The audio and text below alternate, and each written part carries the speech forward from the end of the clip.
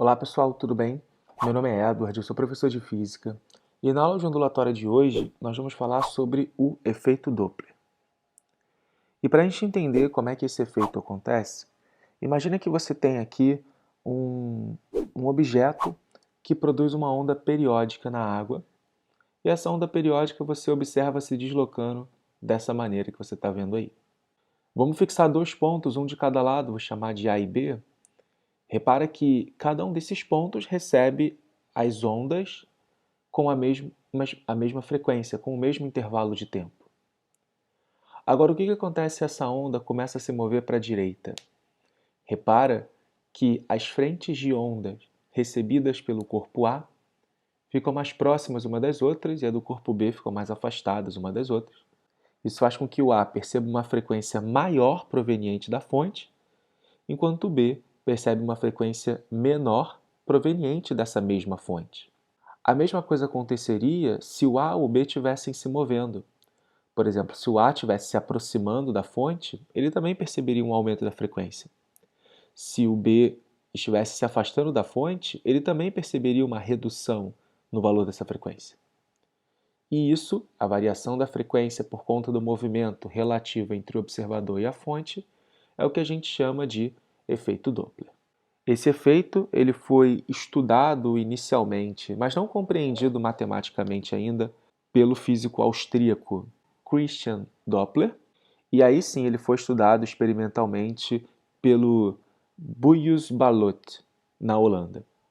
E ele usou uma locomotiva aberta com vários trompetes, com vários trompetistas, na verdade, que ficavam tocando o som.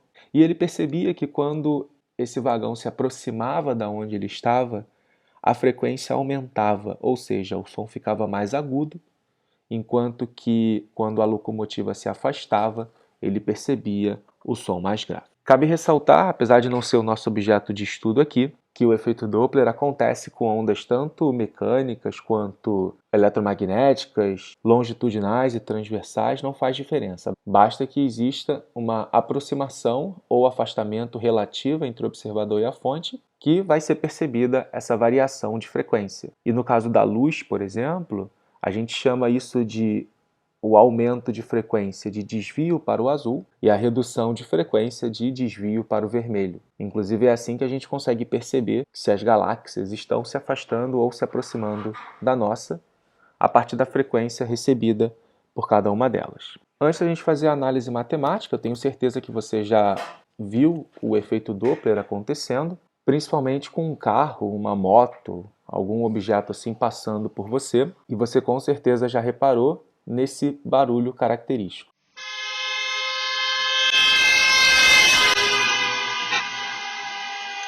Esse barulho é o que você percebe conforme o objeto vai se aproximando, fica o som mais agudo, e depois quando ele se afastando, o som fica mais grave. Vamos agora fazer uma análise matemática de como funciona o efeito Doppler. Vamos colocar aqui uma fonte, que eu vou chamar de F, e um observador, que eu vou chamar de O. E aí vamos supor que tanto a fonte quanto o observador possam estar em movimento, e o movimento deles vai ter uma certa velocidade, que a gente vai chamar de V. VF para o caso da fonte e VO para o caso do observador. E é claro, a fonte vai estar emitindo um som aqui para o observador, que vai se deslocar com uma velocidade que a gente vai chamar de V do som. Como a gente comentou, apesar de acontecer o fenômeno para outras ondas, nós vamos focar apenas no que acontece para a onda sonora. Vamos supor também que essa frequência, que essa fonte, emita uma frequência que a gente vai chamar de F, só que por conta desse movimento relativo, o observador detecte uma frequência F'. A equação geral que a gente vai demonstrar já já, F' é igual a F vezes, tanto em cima quanto embaixo, você vai colocar a velocidade do som. E aí você bota a velocidade do observador em cima e a velocidade da fonte embaixo. Bom, e agora entram os sinais de mais e menos. Como a velocidade do observador está em cima, caso ele esteja se aproximando da fonte, vai haver uma aproximação entre eles, então a frequência vai aumentar. Para a frequência aumentar, bota um sinal de mais aqui. Caso a fonte esteja se aproximando do observador, a frequência também tem que aumentar, porque não importa quem está se aproximando de quem. O que importa é que a distância entre a fonte e o observador está diminuindo. e se a fonte está se movendo no sentido em direção ao observador, significa que a frequência vai aumentar. Como a velocidade da fonte está no denominador, para aumentar essa fração, vou colocar um sinal de menos aqui. Agora é só pensar ao contrário, né, para o caso do observador estar se afastando e da fonte também está se afastando. Em ambos os casos a frequência diminui, aqui para a frequência diminuir tem que estar o menos, aqui para a frequência diminuir tem que estar o mais. Essa é a equação geral do efeito Doppler. E esses são os sinais relativos para que a gente possa trabalhar com o aumento ou a diminuição da frequência. Vamos ilustrar isso com dois exemplos para que você possa perceber como é que é a aplicação dessa equação. Então dá uma olhada nessa questão aí que fala o seguinte. Vamos analisar a seguinte situação. Uma viatura de polícia se move com velocidade constante com a sirene ligada, emitindo uma frequência de 900 Hz. Um observador parado na calçada observa o movimento da viatura e ouve o som da sirene com uma frequência de 1000 Hz. Sabendo que a velocidade é de 340 metros por segundo, é correto afirmar que a viatura se aproxima ou se afasta e com que velocidade. A primeira parte a gente pode responder facilmente, porque como a frequência aumenta, necessariamente ele tem que estar se aproximando.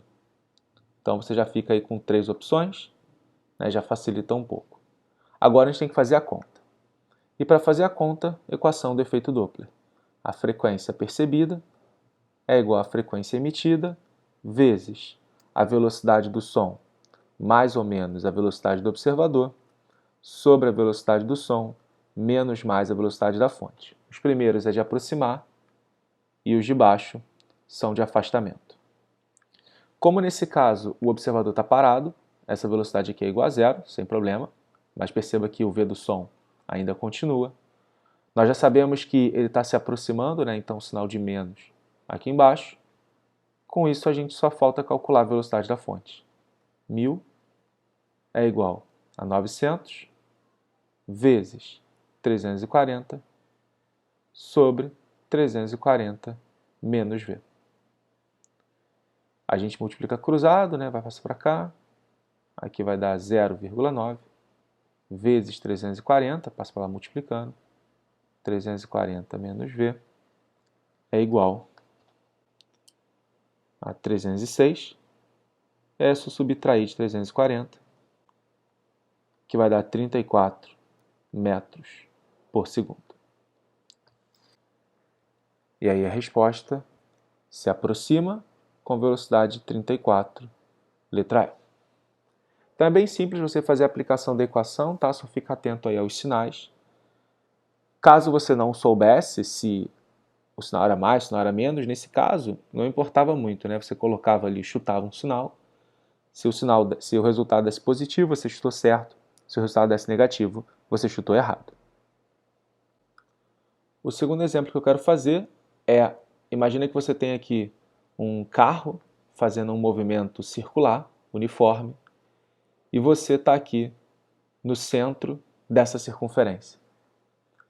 Supondo que o carro esteja viajando a uma velocidade de, igual ao exercício anterior, 34 metros por segundo, e emita uma frequência de 900 Hz, qual vai ser a frequência que você vai perceber? Repara que como agora o carro faz um movimento circular, não existe afastamento nem aproximação. Isso significa que não vai haver efeito Doppler nesse caso. A frequência percebida pelo carinha aqui no centro é igual à frequência emitida, que é igual a 900 Hz. Então só existe efeito Doppler caso a velocidade seja paralela à velocidade do som. Ah, professor, mas e se não for completamente paralela, se a velocidade da fonte for meio inclinada? Não tem problema. Você faz a projeção da velocidade da fonte na direção da velocidade do som. É esse cara daqui que vai aparecer na sua fórmula. Seria o V da fonte cosseno de um certo ângulo θ. Seria esse daqui. Vamos agora fazer a demonstração da equação do efeito Doppler. Nós vamos fazer a demonstração por partes, primeiro com o observador em movimento e depois com a fonte em movimento.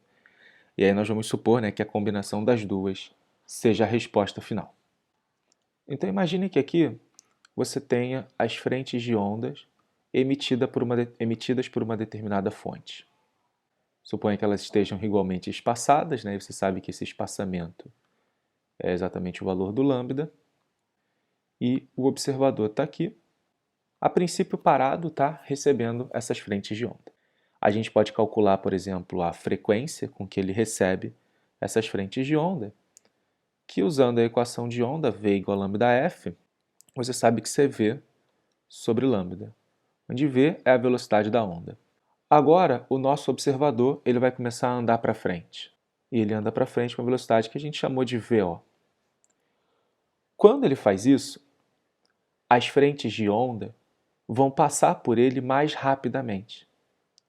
E a gente pode determinar essa nova frequência com que as frentes de ondas vão passar por ele. Porque, repara, o que é frequência? Vou chamar de F'. É o número de frentes de ondas que atravessam ele num certo intervalo de tempo. Vamos pensar no período. Ele vai andar esse lambda num determinado intervalo de tempo. E esse determinado intervalo de tempo é o inverso da frequência.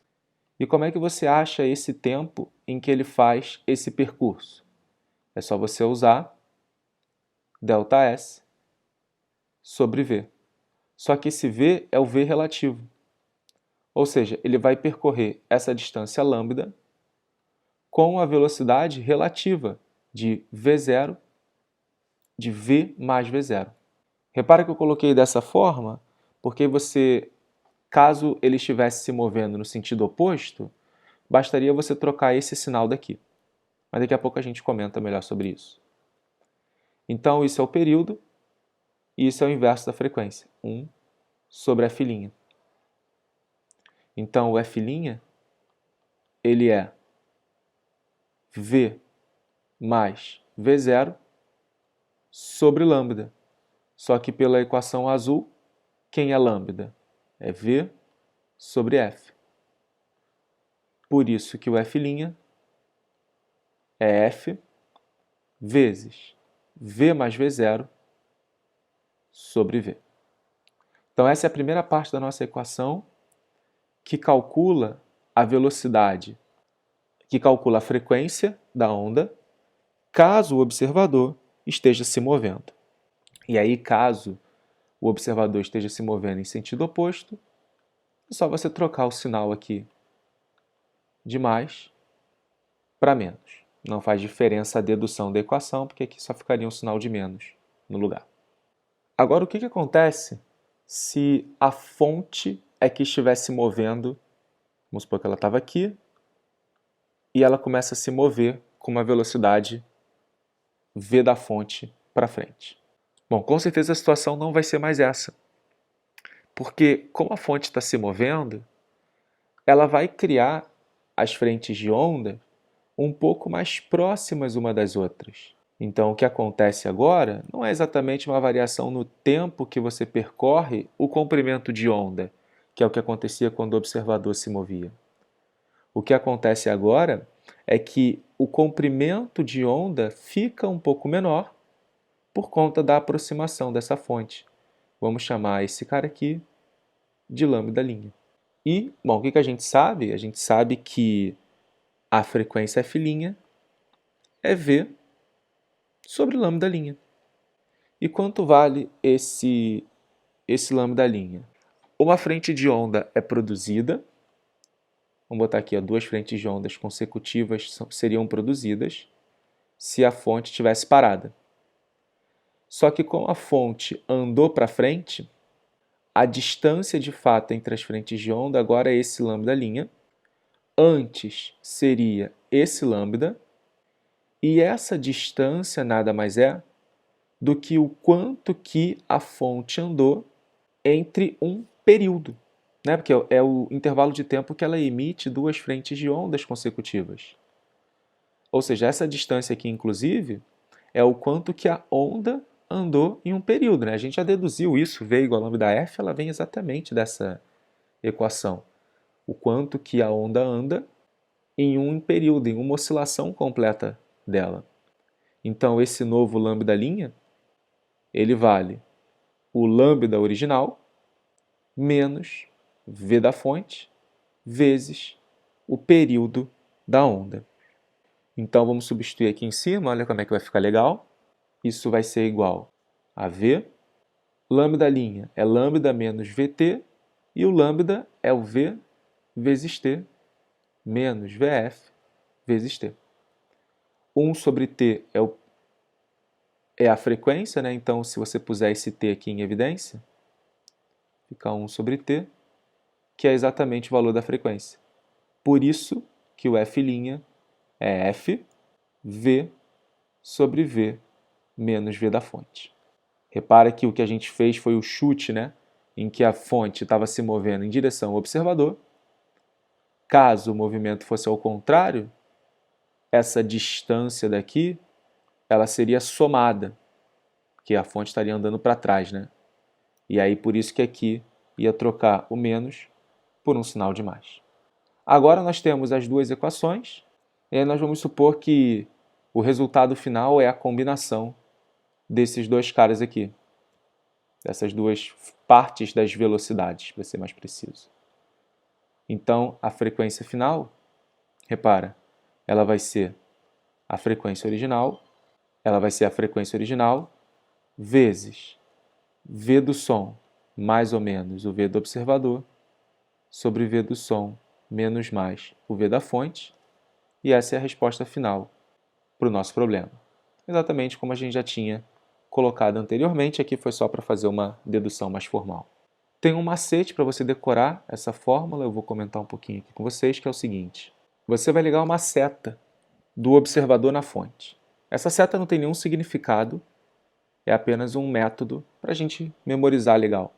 Se o observador está se movendo para a esquerda, nesse caso, no mesmo sentido da seta, você bota sempre o sinal de mais, né? Tudo que está no mesmo sentido é positivo. Está aqui o primeiro sinal de mais.